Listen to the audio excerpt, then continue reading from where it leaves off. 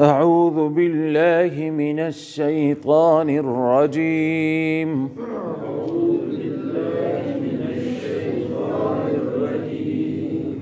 بسم الله الرحمن الرحيم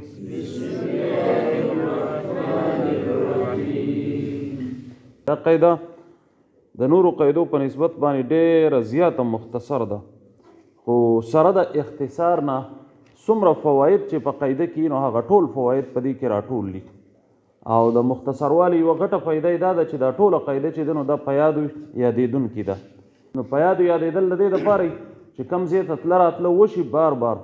نو هلته کې بیا داسې وي چې دته استیاد شي چې اخوا لار کمی وده او دې خوا لار کمی وده. نو د قاعدې په یادو یادېدل د دې دپاره چې قرآن کریم کې کم داسې خبرې دي چې هغه زمونږ او ستاسو د ژبې نه علاوه دي، په هغې مونږ نه پوهېږو. هغه د عربۍ د قواعدو موافق دی چې دا خبرې مونږ ته په یادو یادې شي او هر ځای کې ځان له بیا یادونه چې دماغو ته کوزې شي او بیا په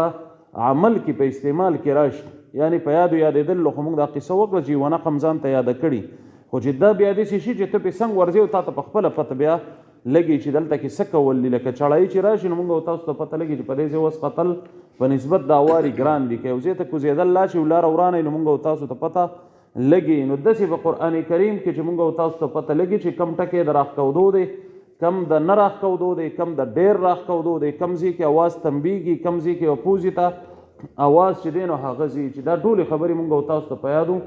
یادې شي. او بیا به دا عملا لکه د پښتو هله یادېږي چې دا مونږ په عمل کې راوړو. که مونږ اعوذ بالله وایو نو چې سوچ مې چې دا د قاعدې موافق وایو، که مونږ بسم الله وایو نو چې د دې تم سوچ دا مونږ د قاعدې موافق وایو، که مونږ او تاسو د مونځ کوو نو په مونځ کې سبحانک اللهم وبحمدک وایو نو چې مونږ ته پته چې دا مونږ د قاعدې موافق وایو، که مونږ الله اکبر وایو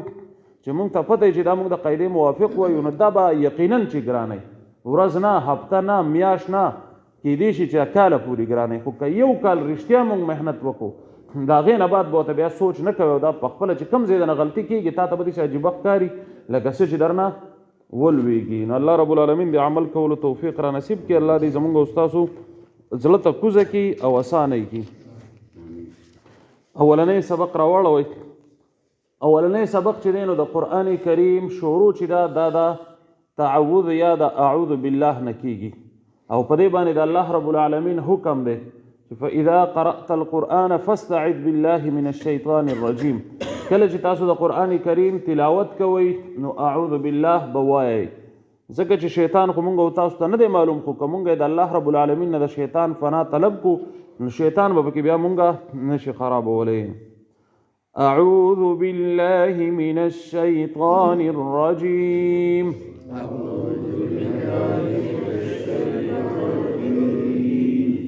بسم الله الرحمن الرحیم. سبق چې کله زویم نو دا به د ماشومانو په شان په ډاډه باندې وایي، یو بل ته به غوږ نه ږدي چې ګنې ما ته چا غوږ ایښی دی یا زه چا ته غوږ ایږدم، نو انشاءالله چې ژبه پکې بیا روانېږي. نو د اولنۍ ته تعوذ وایي اعوذ بالله من الشیطان الرجیم، او دویمې ته تسمیه وایي بسم الله الرحمن الرحیم. نو اعوذ بالله په تلاوت په شروع کې ویلي، کله چې تاسو تلاوت شروع کوئ نو د اعوذ بالله نه به شروع کوئ، او بسم الله د صورت په شروع کې ویلي چې کله تاسو صورت شروع کوئ نو د بسم الله نه به کوئ. که په روان تلاوت کې مخکې هم نور تلاوت کړی دی او که نه، خو چې صورت راغی نو بسم الله به وایئ. او که فرض که سړی د تلاوت شروع کوي او د منځ نه یې کوي او د برکت دپاره اعوذ بالله او بسم الله دواړه هم وایي نو صحیح ده، خو لازم په ده باندې هلته کې چې ده نو اعوذ بالله د بسم الله پې لازمه نه ده. او چې د صورت شروع کله کوي او د تلاوت هم شروع وي نو بیا پې اعوذ بالله او بسم الله دواړه لازمي دي. او که فرض که داسې کوي چې د تلاوت په منځ کې بل صورت شروع کوي نو بیا پې بسم الله لازمه ده او اعوذ بالله دلته کې ویله نشته دی. یا په تلاوت کې سړي خبرې وکړلې نو چې بیا تلاوت شروع کوي نو اعوذ بالله د باندې لازمه ده چې اعوذ بالله ووایي. اوس په دې کې یو خبره ده د تاسو ته ما ویلي چې یو خپله غلطي ټیک کولی، بل دا قاعده په داسې طریقه ویلي چې تاسو یې سبا له بل ته ووایئ، خپلو وړو ته یې ووایئ. نو کله چې د اعوذ بالله او بسم الله مونږ وایو نو د اعوذ بالله په 4 ساګانو باندې وایو او د بسم الله په 3 ساګانو باندې وایو. داسې به یې وایو اعوذ بالله من الشيطان الرجيم بسم الله الرحمن الرحیم. اوس دا په دې طریقه ولې ویلې کېږي؟ نو یوه وجه دا ده چې د ماشوم ساه کمي که هغه له اعوذ بالله ورځي خو چې ته ورته ټوله ووایې نو هغه یې په یو ساه باندې نشي ویلی. دویمه خبره دا ده چې ماشوم ته خو دا نه یاده تو یې ورته یادې نو چې چا ته نه یاده او ته ورته ټوله ووایې نو هغه یې بیا دپسې نشي ویلی. دریمه خبره پکې دا ده چې دا په دې طریقه که ماشوم او لوی دواړو دپاره لازمي ولې ده؟ لازمي ځکه ده چې په دې کې خو غلطۍ دي که نه، نو دا غلطي به څنګه وځي چې دا مختصر او لږه لږه وویلی شي، نو که د حرف غلطي او که د حرکت غلطي هغه معلومه شي او دا به وځي. اعوذ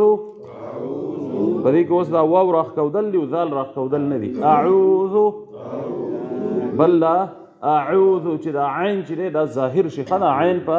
سختۍ سره ویلی کېږي، دا په نرمۍ سره نه ویلی کېږي. بالله من الشیطان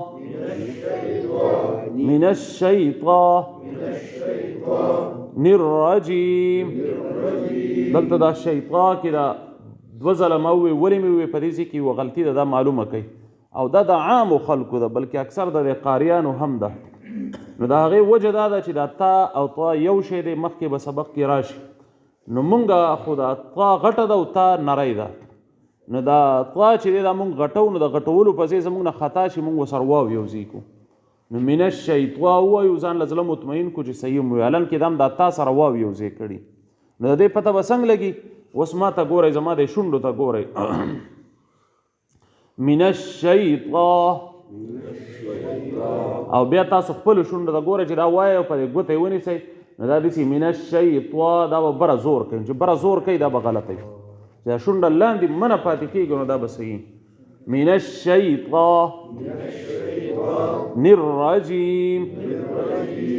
دا الرجیم دلته کې هم کله کله خلک بیا واو داخله الرجیم وایي، نو دا وجیم کې هم دا شونډې راټولېږي، دلته د شونډو راټولېدو څه نشته. نو الرجیم که دا شونډې بره زور وکړي ټولېدو طرف ته نو پوهه شه چې غلط دي ووایي. بسم الله. اوس کله کله خلک دا بسم الله وایي نو اوله کې وایي بسم الله، دا با را کاږي داسې په سمولو کې، نو حالان کې دی را صحیح ونه وایي دی ورانه کې. بسم الله الرحمن. اوس دلته دا اولنۍ په لفظ الله کې چې کومه ها مونږ وایو دا نرمه ها ده او دا په خپله ویلی کېږي. دا دویمه چې کومه مونږ وایو نو دا سخته ها ده او دا په خپله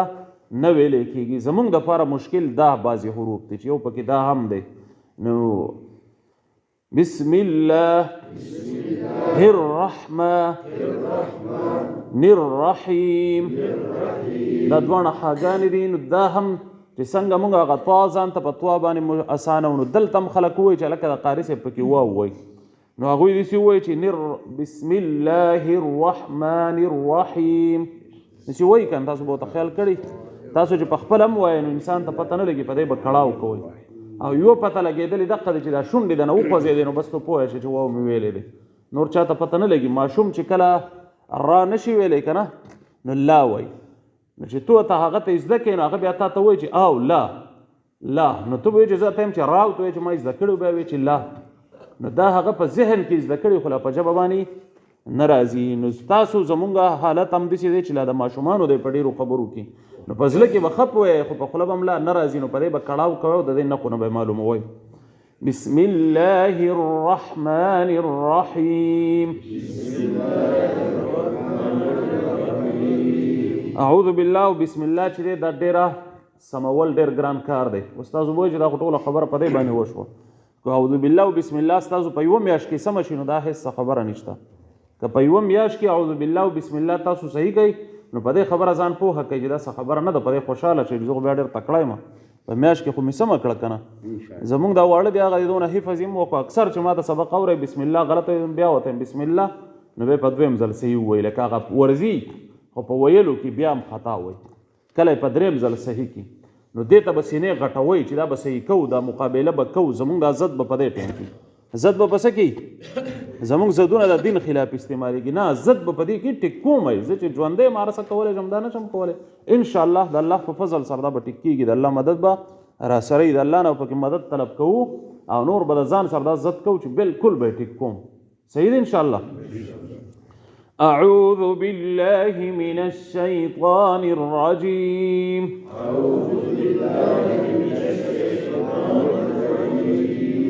بسم الله الرحمن الرحيم حروف هجاء وس کم سبق چې موږ شروع کوو نو د دې نوم دی حروف هجاء حروف جمع د حرف ته حرف د یو ټکي ته وایي دا موږ تاسو چې ورته ټکې وایو که نه او هسې په عربۍ کې دا طرف او کنارې ته وایي نو دا کم ټکي چې موږ وایو دا یو نوم د هر یو حرف خپل نوم دی نو په دې کې هم دوه درې حروف په دې نوم کې شاملي نو په دې کې دا کم اصل مقصودي حرف چې دی دا طرف او کنارې ته دا پکې اول طرف دی لکه موږ وایو الف اولنی حرف څه دی الف نو په الف کې چې دی الف لام او فا دا درې ونه حروف دي خو په اوله کې هغه اصل چې دی الف نو هغه اول دی یا موږ بیا وایو با نو با کې با او الف دی نو دا الف چې دی دا نه دی بلکې اصل یې څه دی با د نو با اول طرف او کنارې ته ده نو په دې پوهه شوئ چې حروف هجا حروف جمع د حرف ته حرف یو پښتو کې چې موږ ورته ټکې وایو نو دې ته حرف وایي او د حرف اصلي معنی طرف او کناره ده نو طرف او کناره ولې دا معنی راځي ځکه راځي چې په دې کې کم مقصودي حرف یا هغه پکې طرف او کنارې ته یا پکې یو طرف ته الف با تا ثا جیم ح خ دال ذال را ز سین شین صاد مخکې چې دا کومه خبره مونږ وکړه که نه من الشیطان الرجیم کې اقا خبره په دې څلورو حروفو کې ده خو د دې څلورو ورنه ایستل حد درجې مشکل دي د دې څلورو ورنه ایستل حد درجې مشکل دي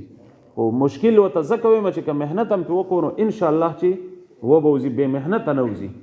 دا څلور حروف چې کوم مسلسل دي نو دا ټول مونږ چې وایو دا مونږ په واو وایو حالان کې دا څلور ورنه غټ حروف دي دا په واو نه غټېږي په دې په ذات کې دننه غټوالی دی که تو سر واو ووایې نو په واو باندې غټېږي نه اولنی دی صاد اوس زمونږ خلک اکثر وایي سوات نو زه دې وړو ته بیا وایم منګور عملته کې ده چې دوی پوه شي چې سوات هغې ته وایي دې ته نه وایي دې ته څه وایي صاد نو سوات چې ویلی کېږي هغه سین دی او نری دی اخره کې تا ده دی په اخره کې دال دی او په دې کې واو چې دی نو نشته سوات کې خو واو دی که نه او په صاد کې واو نشته حقه شونډه به نیسئ نو دا به زده کېږي صاد ضاد طا ظا پوهه شوئ دا څلور حروفونه به واو وباسو دا په دې څو سبقو کې مسلسل زوتو چې دی نه دا واو وځي انشاءالله عین و زموږ د مخکې نه عادت جوړ دی نو دا عین چې دی که موږ بار بار وایو خو بیا هلته عین ویلی کېږي زیر یې وایو نو زیر نه عین غین ف قاف کاف لام میم نون واو ها همزه یا وس حروف او هغه تعارف مونږ وکړو وس هجا چې دی هجا څه ته وایي نو د هجا معنی هم دا ده چې یو د قرآن د کم بنیادي حروفونه جوړ دی نو دې ته حروف هجا وایي او هجا دې ته هم وایي چې کومه ژبه جوړیږي د سنه چې جوړیږي نو دقې ته په هرې ژبې موافق تهجو یا هجاو یا داسې نومونه وایي نو حروف هجا چې دی د هغو حروفو نوم دی چې کم حروفونه قرآن کریم جوړ دی نو که دا حروف فرض که زمونږ استاسو صحیح شو نو قرآن کریم به هم صحیح شي که دا حروف هم صحیح نه نو قرآن کریم زمونږ استاسو صحیح کېږي نه او اولنی ابتدایي زیات د تکلیف کار چې دی نو هغه حروف هجا صحیح کول دي که فرض که حروف هجا صحیح شي نو قرآن کریم هم صحیح شي دا د اخره پورې به په دې باندې موږ محنت کوو او په قرآن کریم کې به هم بیا په دې باندې محنت کوو نن دومره پوره ده انشاءالله یو ځل به بیا واړو د حروف او ان شاء الله نور سبق به سبا له وایو.